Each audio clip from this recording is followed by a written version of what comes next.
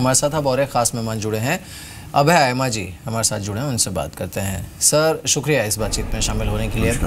Finally the ball is rolling, debate शुरू हो चुकी है राज्यसभा में। मिस्टर जेटली ने आके अपना बयान दिया, मिस्टर चिदम्बरम ने आके अपनी पॉस्चरिंग की, लेकिन साथ ही बैठते बैठते उन्होंने ये कहा that will support the GST bill. You know अब ये चलेगा पूरे दिन, but eventually I think it will sail through. But now आप मार्केट में एक इंटरमीडिएट करेक्शन यहाँ पर होता देख रहे हैं क्या आप? बिकॉज थोड़ा ओवर हीटिंग है मार्केट में, FIIs के दम पे चल रहा है काफ़ी, but domestic funds have dried up a bit एक आध महीने में। आपका व्यू क्या है? नहीं देखिए, ये अक्सर लोग का सरप्राइज रहता है इन्वेस्टर्स का, खासकर कि इतनी ख़राब न्यूज़ आई और मार्केट घटा नहीं या इतनी अच्छी न्यूज़ आ रही है और मार्केट बढ़ा नहीं। What in the short term I think वो जो फेल टू अंडरस्टैंड इज़ कि कितना जो प्राइसेस हैं उसमें वो न्यूज़ कितनी बिल्ड इन है। तो ये दो स्टाकिंग एग्जांपल्स हैं हमारे सामने। ब्रेक्सिट जब भी आया था तो उसके बाद actually market has moved up. There are other reasons for that, but to large extent it was discounted. तो मेरे को लगता है GST भी to a large extent people believe कि होने वाला है, बट ऐसा नहीं है कि ब्रेक्सिट आने से दुनिया ख़त्म होने वाली है या GST पास होने से overnight you know the golden goose is going to lay eggs. तो the market will behave accordingly. शायद, लेकिन अगर मैं इस FY17 के Q1 अर्निंग्स पे ध्यान दूँ सर, एग्जैक्टली ये अर्निंग सीजन आपको लगा कैसा? आई मीन अगर आप Q4 देखें, वहाँ पे आपका जो टॉप लाइन था बहुत ग्रो नहीं कर पाया था। हाँ, एबिटा लेवल पे, बॉटम लाइन लेवल पे अगर आप देखें कुछ राहत दिखी थी Q4 में, but as far as Q1 is concern FY17 का, यहाँ से क्या इंप्रेशन मिल रहा है सर आपको? नहीं, if I am right, I think you are asking what is my reaction to the Q1 results. Yeah. Correct? Of course, sir. Q1 as compared to Q4, I think the expectations were slightly on the higher side. I'm getting a lot of echo. If someone can cut them down, फिर मैं बात ठीक से कर सकता हूँ। Echo बहुत आ रहा है। तो Q1 I think as per the expectations उससे कम the results were muted, and selectively I would say below expectations in certain cases, given the expectations. Sir एक और चीज़, आई मीन सबसे बड़ा जो रिस्क, आई मीन चाहे वो Q2 था, चाहे वो Q3, चाहे Q4 था, या फिर अब Q1 में था, वो थे बैंक्स। इस बार के जो रिजल्ट्स रहे, आई मीन अभी तो SBI ड्यू है, लेकिन जो प्राइवेट बैंकिंग स्पेस में नंबर्स थी उनको देखने के बाद लगा क्या, specially the assets quality sir, let's forget the names for the time being, लेकिन एसेट्स क्वालिटी वहाँ से कैसा इंप्रेशन निकल के आया आपको इस बार? क्लियर नहीं है, but I think again you are trying to say after the Q1 results SBI का ये एको के बिना मैं कुछ सुन नहीं सकता। एक बार हम उसको मिस्टर आयमा, आई थिंक शायद आप तक आवाज़ पहुंचने में थोड़ी दिक्कत आ रही है। If you can hear me, basically banking space के रिजल्ट्स आपको कैसे लगे? दो SBI स्टिल पेंडिंग, लेकिन अब तक जितने रिजल्ट्स आए हैं इंक्लूडिंग द प्राइवेट बैंक्स, आपका व्यू क्या है on the asset quality side और दी NPA? कैसे लगे रिजल्ट्स आपको? Overall, I think given what was happening in the last 3 quarters, as far as NPAs goes, as far as margins go, I think there is a vast improvement, or I can see early signs of improvement. I don't think it is इससे ज़्यादा खराब होने वाला है जैसे कि लोग उम्मीद कर रहे थे, बट साथ ही साथ आपको ये भी देखना पड़ेगा कि run up in the prices has also been there. तो stand alone basis, if you ask me, not with relation to the market, I see specially the PSU sector banks, I think जो उन्होंने वो last time hit लिया और recognise कर लिए उनके जो एसेट को नेगेटिव, मेरे को लगता है कुछ ओवर रिकग्नाइज कर लिया था। तो गोइंग अहेड इम्प्रूवमेंट ही होना चाहिए उसमें। और and given the fact that maximum exposure is to infrastructure the economy, और जहाँ भी मतलब वहाँ भी you can see early now people are saying कि भाई there is early recovery is happening. So ये सब चीज़ें हेल्प ही करेंगी उनको अपने ओवरऑल रिकवरी में as far as bad loans हो। बिल्कुल। एक बार अभय जी आपको मैं मार्केट का वो भी बता देता हूँ, करंट स्टेटस 80 पॉइंट्स की गिरावट इस समय निफ्टी पर है, 8550 के नीचे ये इस समय ट्रेड कर रहा है, और ऑल जो हैवी मूवर्स हैं वो सारे इस समय नुकसान में है। अब दो चीज़ें हैं, एक तो जीएसटी इसे काफ़ी हद तक मार्केट ने फैक्टर इन किया हुआ है, जो रियल इम्पैक्ट आएगा एक्चुअली वो जैसे ही 7th पे कमीशन का पे आउट अब जो कि अब इनफैक्ट सिंगल शॉट सारे एम्प्लॉयज़ को मिलने वाला है उसकी स्पेंडिंग के बाद, and obviously riding the better monsoon जो चीज़ें होंगी उस पर। सो ये जो कंजम्पशन ड्रिवन थीम है अभी भी इसमें स्टीम लग रही है आपको, be it auto, FMCG, white goods, इन सारे सेगमेंट्स में? नहीं, क्लियरली कंजम्पशन ड्रिवन थीम तो ऑब्वियस है, बिकॉज पे कमीशन पैसा आएगा, the monsoons are better than expected, but besides that also I am seeing in other sectors, whether it is related to power, whether it related to infrastructure, roads, whether related to coal, I am seeing a lot of improvement and action. It may not get reported, it may not be highlighted, मतलब वो शायद visibility नहीं है उसकी, but जितनी भी बातचीत हो रही है लोगों से, आज से 6 महीने पहले जो एक था कि कुछ हो नहीं रहा है, बात हो रही है, दैट मेरे को लगता है काफ़ी हद तक बदल गया है, काफ़ी हद तक बदल गया है फ्रॉम द कॉर्पोरेट साइड। हाँ, ये आप बोले अब गिरावट है मार्केट में, वो आप that I said that is to do with the fact कि अगर मतलब काफ़ी रनअप हो गया, स्पेशली बी ग्रुप में, तो मैं देख रहा था कि यू नो स्मॉल स्टॉक्स में it was phenomenal kind of a rise, तो अच्छा है अगर उसमें करेक्शन आएगी और वो come to more reasonable levels. So prices right now, if you ask me the view on the market, there is a possibility of a correction which you are seeing also, but economy as a whole looking 3 महीने आगे देखना, 6 महीने आगे, with GST passing, with monsoons, with all the factors that I spoke about, I think is looking very good. बिल्कुल। So in fact in a way in that case dips में खरीदारी करनी चाहिए। अब एक आखिरी सवाल होगा आपसे, स्ट्रक्चरली फंडामेंटली जैसा आपने खुद कहा कि इकोनॉमिक साइड पे एटलीस्ट पिक्चर अच्छा दिख रहा है, अब वैल्यूएशंस को लेकर शायद हो सकता है थोड़ी बहुत कंसर्न हो भी। अब तक जितने नंबर्स आए हैं उसमें have you been able to identify any surprising sector जहां पर आपको ये लगा हो कि अरे यहाँ पे तो नंबर इतने अच्छे एक्सपेक्टेड थे नहीं, लेकिन अच्छा शायद आपको देखने को मिला हो turn around, beat IT, even oil and gas, specially refining side, कहीं कुछ ऐसा दिखा है कि आपको सिल्वर लाइनिंग? नहीं, ऑनेस्टली बोथ डिसअपॉइंटमेंट। पहले उससे पहले मैं एक और बात कहना चाहूँगा, and which I said around the Brexit time also, the other factor which is going very much in favour of the market is, और मेरा वही व्यू था ब्रेक्जिट पे, अगर रिएक्ट भी करता है मार्केट ज़्यादा, the liquidity internationally is going to be pretty high because of Brexit, and since India is not directly impacted by the Brexit but negatively, but positively impact hoga because liquidity will find its place, so that is another positive factor which is important, and it is not only short term, मेरे को लगता है कुछ 6 महीने 1 साल ऐसा ही चलेगा।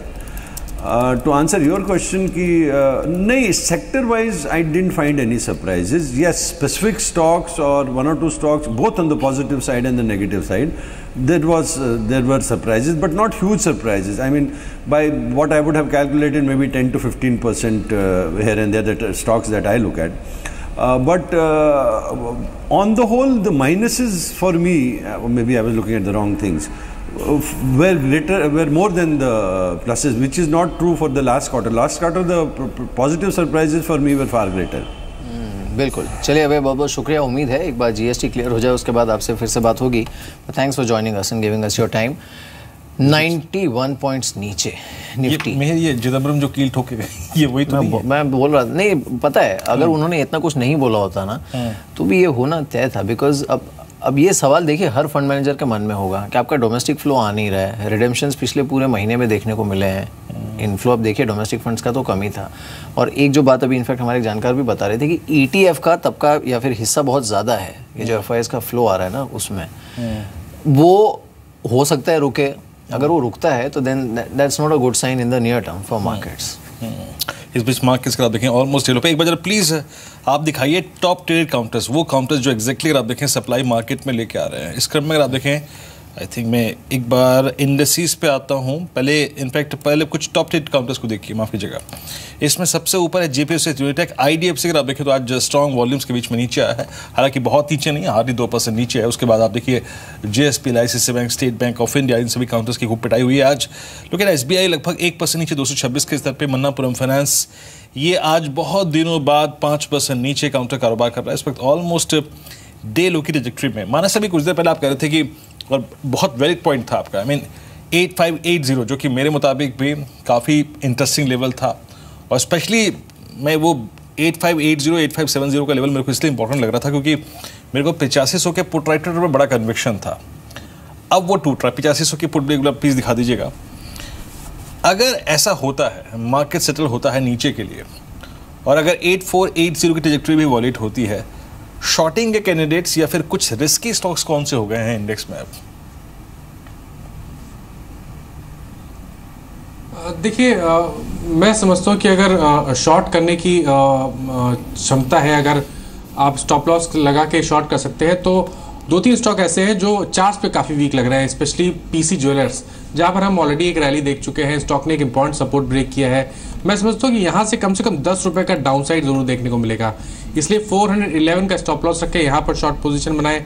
अगर आप देखिए तो M&M फाइनेंस, जहाँ पर हम पहले रैली देख चुके हैं, लेकिन अब ऐसा लग रहा है कि एक लोअर टॉप लोअर बॉटम का ट्रेंड शायद आने वाले टाइम में चलने वाला है। 50 डे मूविंग एवरेज के आसपास स्टॉक ट्रेड कर रहा है और ट्रेंड को देख के ऐसा लगता है कि शायद 310 रुपए तक के लेवल्स देखने को मिले। तो यहाँ एक शॉर्टिंग अपॉर्चुनिटी है जिसके स्टॉप लॉसेस 329 रुपए के आसपास रहेंगे। इस समय देखिए मार्केट जो गिर रहा है ना, अब इसे पूरी तरह से जीएसटी से लिंक करना ठीक नहीं होगा, क्योंकि ये, हालांकि वीरेंद्र ने सही कहा कि जो चिदम्बरम साहब ने जाते जाते बयान दिया है उसका इम्पैक्ट तो है, लेकिन अब ग्लोबली मार्केट्स को देखिए इस समय जिस तरह का रुझान ग्लोबली है इस समय, बीट यूरोपियन मार्केट्स, यूएस का संकेत जिस तरह का है, एशिया जिस तरह से क्लोज हुआ है, सो ओवरऑल एक नर्वसनेस है ग्लोबल मार्केट्स में जो कि इस समय रिफ्लेक्ट कर भी रही है। And the similar fate Indian markets में भी इस समय देखने को मिल रहा है। लेकिन इस गिरावट में संजीव फिलहाल थोड़ा रुकना ही चाहिए and then maybe one can go ahead and take a view. Yes Mahir, August will be a very tough month for the markets और हमें लगता है यहाँ से 10% correction is possible by the first week of September. So keep your cash in hand because you could even see levels below 8000 in this fall. और ये जैसे आपने कहा, there is lot of froth being made out on the GST monsoon, that is all priced in. ETF flows have been disproportionate towards India. Any withdrawal will see that. Thirdly, you are aware that European banks, bond yields in the US all consolidated are proverbial worries which the market has covered. अब वो वापसी होने वाएगी तो then you will be also proxy to those withdrawal of money and so on. So we are very very wary of the market at these levels. We think 10% correction from the highs, that means 7800 or something of that sort can come. उस समय आपको अपना cash in hand रखना चाहिए and ready to deploy to put into work in the next 1 month. जी, इस बीच आप Nifty bank को देखिए, ये करीब 150 अंक नीचे, और सबसे क्रिटिकल बात मानस ये है कि ये अब अपने ऑलमोस्ट जुलाई का सेकेंड हाफ, जुलाई का एंड, अगस्त का फर्स्ट पार्ट, इन तीनों के बेस को वॉलेट करने की तैयारी कर रहा है। अभी आप 18,500 का निफ्टी बैंक का पुट सिक्योर करना चाहेंगे अगर आप निफ्टी पर, बैंक निफ्टी पे लॉन्ग है तो उसको हेज करने के लिए, या फिर अगर आप स्टॉक फ्यूचर्स पे लॉन्ग हैं तो 18,500 के नीचे किसी पुट ऑप्शन के जरिए सिक्योर करना चाहेंगे मानस? देखिए, प्रोटेक्ट करने की का रीज़न बहुत वैलिड है, क्योंकि 19,100 करीब एक मंथ से बहुत बड़ा रेजिस्टेंस दिख रहा था, और एक आखिरी होप अगर आप देखिए तो 18,500 है। अगर 18,500 के नीचे बैंक निफ्टी जाएगा तो वहां से कम 500 पॉइंट का करेक्शन देखने को मिलेगा, जिसमें स्टॉक बैंक निफ्टी अपने 50 दिनों का मूविंग एवरेज को टेस्ट कर सकता है। इसलिए जो आपने बोला बिल्कुल सही है कि एक बार प्रोटेक्ट जरूर करना चाहिए बैंक निफ्टी में अगर आपके पास लॉन्ग पोजीशन है तो। चलिए, इस बीच जरा एक बार बैंकिंग स्टॉक फ्यूचर्स को दिखाइए पूरे के पूरे, आप पूरे बास्केट को।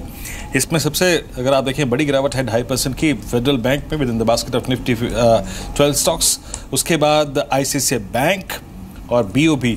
संजीव, अगर आप कह रहे हैं कि down side, serious down side है, you are predicting I think 8,000 on the down side, कुछ शॉर्टिंग के कैंडिडेट्स बैंकिंग बास्केट में आपको नजर आ रहे हैं इस वक्त, and specially stocks like PNB जो कि ओवर ड्राइव कर चुके थे? नहीं, एज अ डिस्क्लोजर इसमें मौके आते रहते हैं। हमने लास्ट वीक ही इनमें काफ़ी शॉर्ट किया था। वी कवर्ड देम नाउ क्योंकि कल इंडियन बैंक के रिजल्ट बहुत अच्छे आए थे।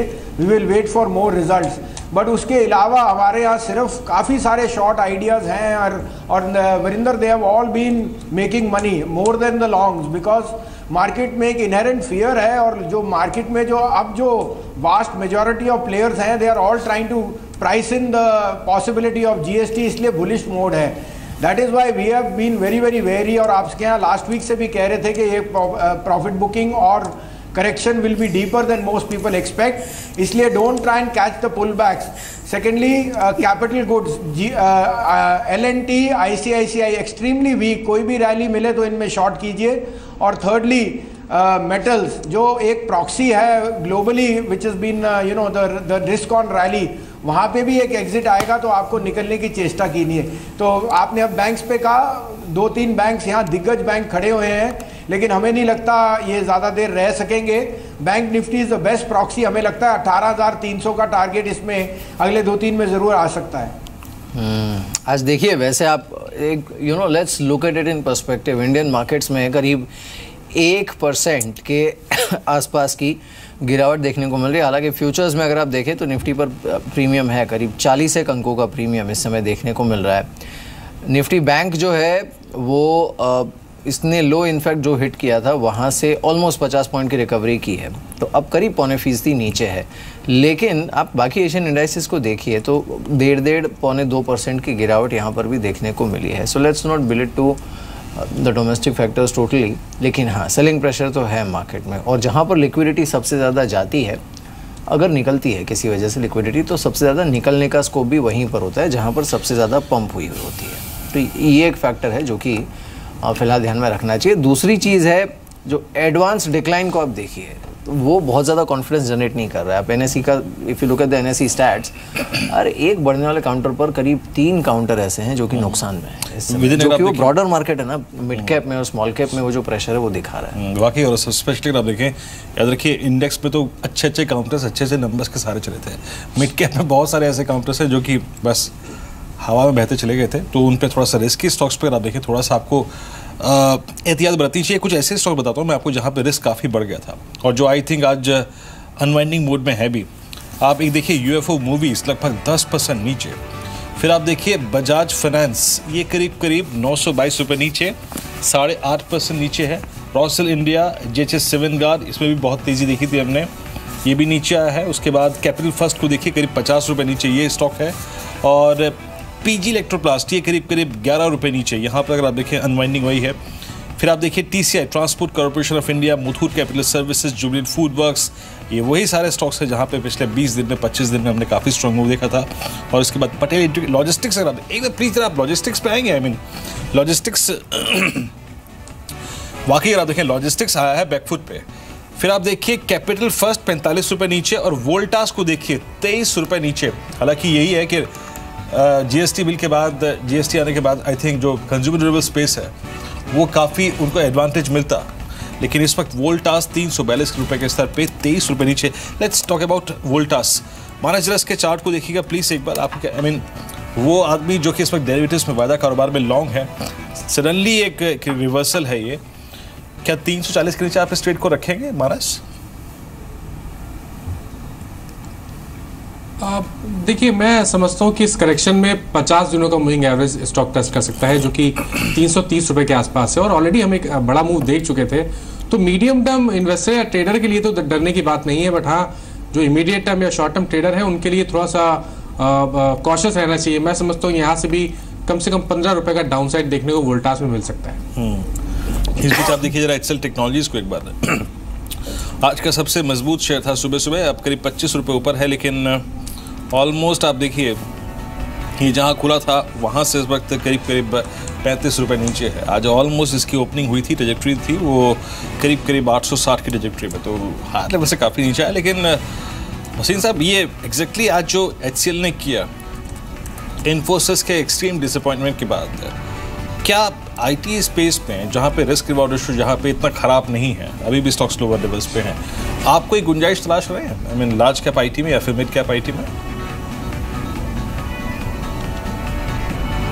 हाँ वीरेंद्र, हमने एज अ डिस्क्लोजर TCS पे कवरेज शुरू की थी 24.5-25 पे आफ्टर द रिजल्ट, और हम वहाँ पे एक्सट्रीमली बुलिश हैं. We think TCS in the large cap stands out. Margin की उन्होंने जो मार्जिन आया है which is better than expected, और ऑर्डर बुक भी आगे के लिए बहुत अच्छी लगती है. हमारा यहाँ से TCS पे बाय है on any decline for a 3000 rupee target by the end of the year. 2 mid cap name मैं लेना चाहूँगा जिनमें हम बुलिश हैं, माइंड ट्री और टाटा एलेक्सी. कोई भी डिक्लाइन मिले तो उसमें आप पोजीशन बना सकते हैं. and as a market market balance हमें लगता है IT might be a relative outperformer in this fall because of the rupee component and because of safety of being a defensive.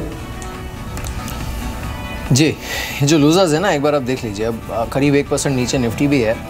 BHEL, Tata motors, DVR, ITC, Aurobindo pharma, Maruti Suzuki फिसला है। अब देखिए कितना गिरा है, 120 रुपये नीचे है इस समय 4867 पर। Bank of Baroda, Eicher Motors 562 रुपये की गिरावट है यहाँ पर, 2.5% नीचे है। आयशर मोटर्स है, then there is ICICI bank, LNT, ये सारे काउंटर्स करीब 1.5-2% का ड्रॉप इस समय देख रहे हैं। रिलायंस करीब 1.5% नीचे इस समय।